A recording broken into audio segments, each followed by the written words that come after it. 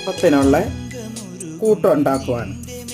കൂട്ട് അത് പിന്നെ ഗോതമ്പ് പൊടി, നമ്മുടെ കടയിലെ ഗോതമ്പ് പൊടി, ഏലക്ക, ജീരകം, ഒരു പാളാന്തോടൻ പഴം, ശർക്കരപ്പൊടി, നല്ലപോലെ തേങ്ങായും സോഡാപ്പൊടിയും കൂടി ഇട്ട് ഇളക്കി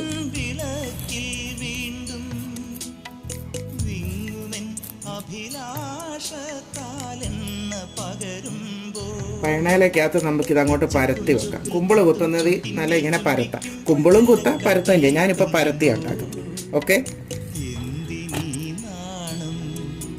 ഇങ്ങനെയാകുമ്പോൾ നമുക്ക് കട്ടി കുറച്ച് നല്ല മയമായി, നല്ല ലൂസായി നമുക്ക് കുമ്പിളാക്കാം.